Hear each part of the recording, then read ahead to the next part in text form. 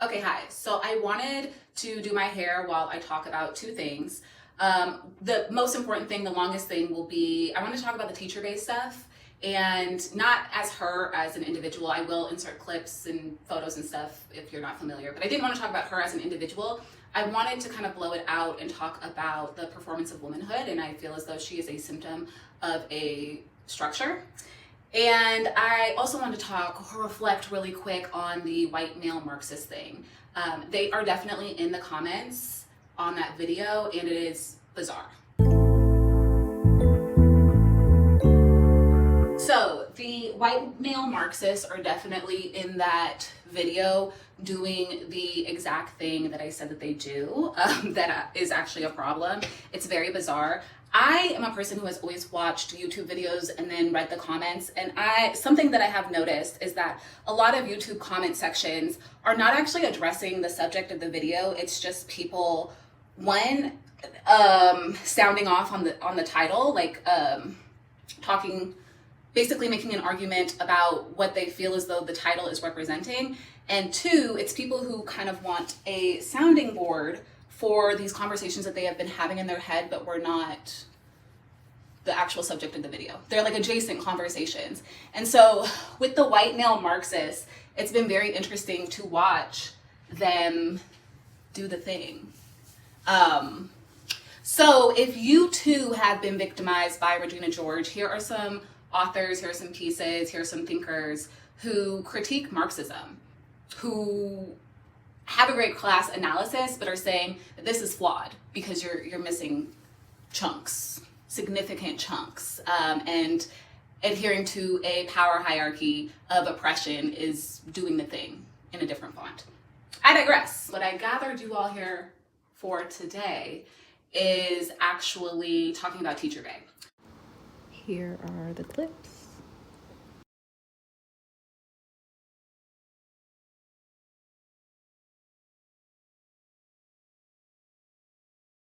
Teacher Bay, she is a girl on the internet who has garnered a lot of attention because of her outfits. She's a school teacher, and these are the outfits that she posted.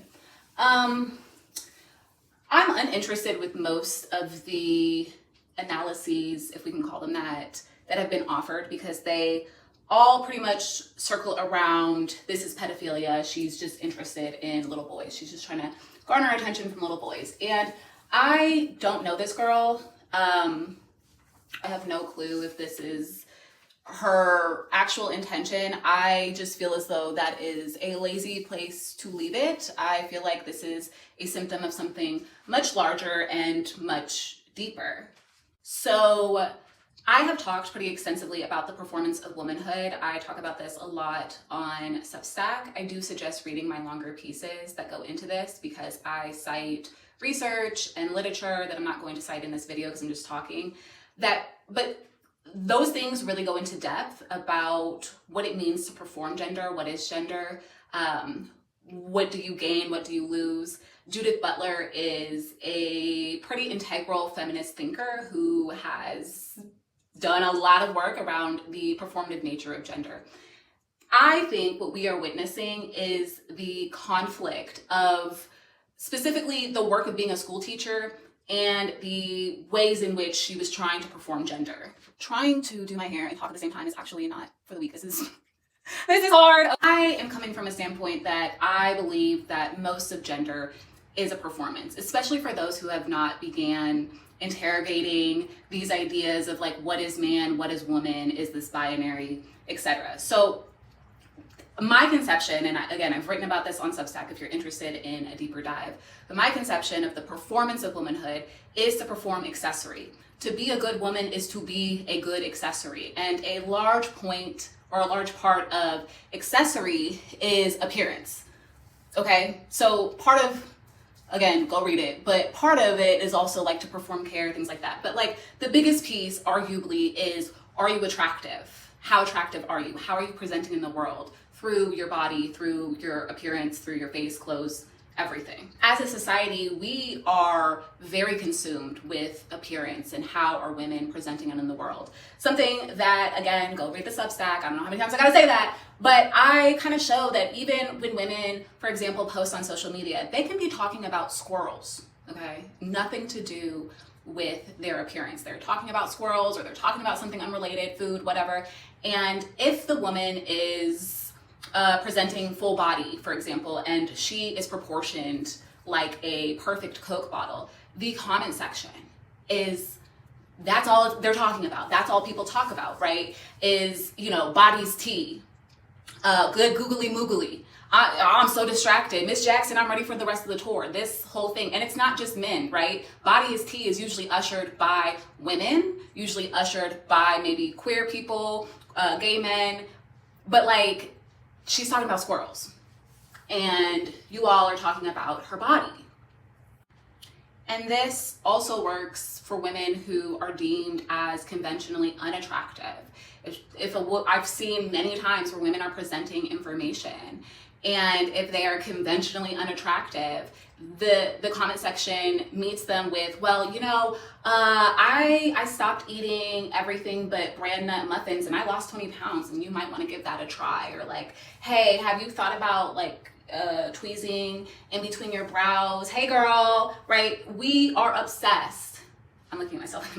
We are obsessed with how women present physically. And these messages about appearance, these messages about how you physically present in the world are both explicitly delivered and implicitly delivered. It's through media, it's through family conversations and connections, it is through school, it's through everything that we engage in. You are expected to perform a standardized appearance. Either you actually possess those things, or you are signaling to everybody verbally and physically that I am working towards possessing these things. And I feel as though it's imperative to bring in Teacher Bay's race and age into the conversation. She's a very young girl and she's a Black girl. And if you are on Black internet, to back it up, the girls absolutely lost it when they found out apparently she has a BBL. And they're like, why would a teacher get a BBL? Why would you have a BBL as a teacher? Perhaps Teacher Bay, as everybody else, has a life outside of her career, outside of her profession, and she is subsumed with her physicality.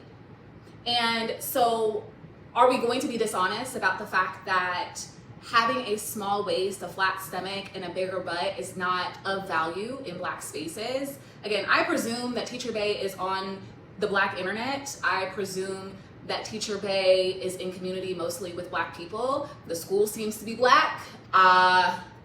It doesn't shock me.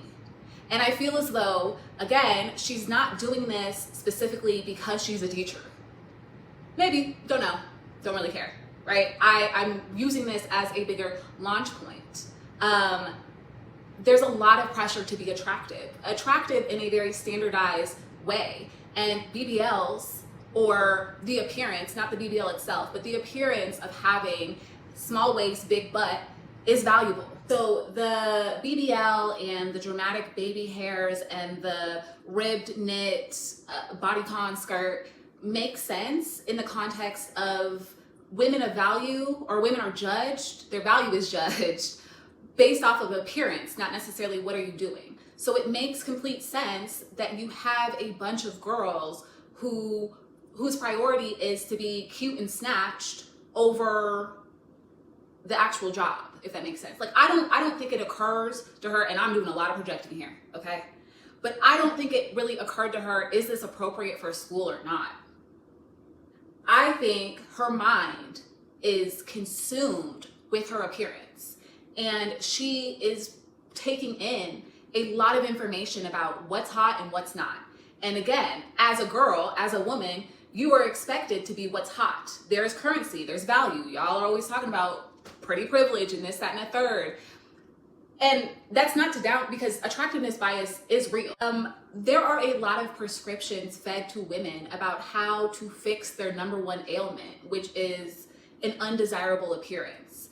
And so again, we cannot exist in this world in which there are women wearing waist trainers to the gym, right? Waist trainers do not change any physical part of you. You cannot shrink your waist with a waist trainer. But we should be questioning, why is this a thing? Why are women trying to shrink their waist? Why is it always a smaller waist? Why not try to make a bigger waist? Why not take the the fat from your butt and put it into your stomach, right? There is a herding of women into a particular standard. And so again, Teacher Bay, don't know if it's really about the young boys. I presume it's not. I'm saying that this is a larger structural issue, and that it's not in isolation to children. She's not, to me, trying to get the children to be like, oh yeah, she's hot. What she is attempting to do is solidify herself as attractive, period. And so she's gonna carry that bag with her everywhere she goes. It is not a coincidence to me that this is happening at the same time, or a little bit after, Cardi B spiraling out about fat phobia, right? She says it doesn't exist, this is unimportant, yada, yada, yada. But as I said in my little reel, Cardi B getting BBL after BBL after BBL, she's feeding for it after giving birth, right? Immediately, when can I get on the surgeon's table? This is a symptom of a larger problem. It's not about Cardi B, the individual.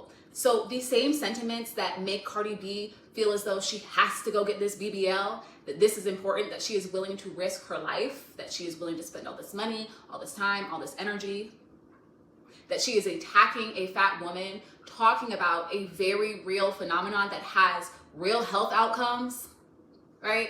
Those same sentiments, her defenders, those same sentiments feed Teacher Bay.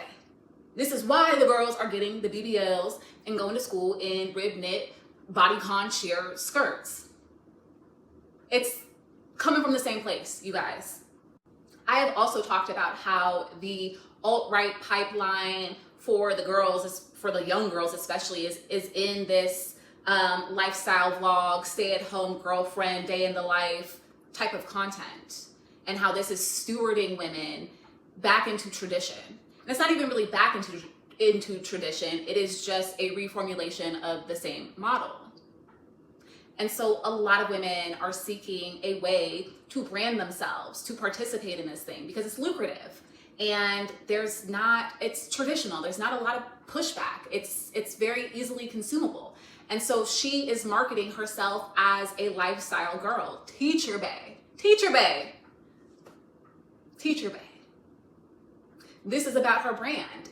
It's also really important to point out that to have a successful brand on the internet as a woman is most easily accessible through appearance.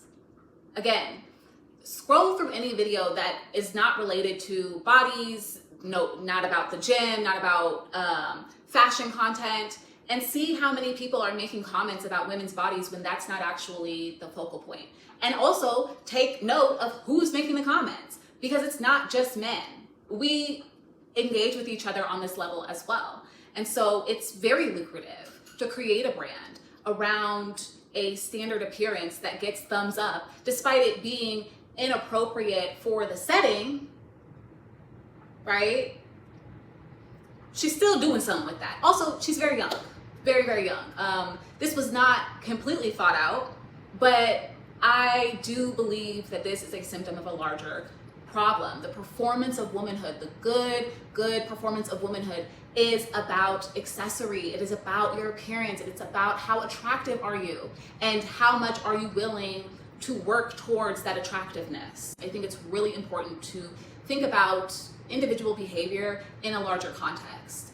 Where do we get these ideas from? So check out the Substack.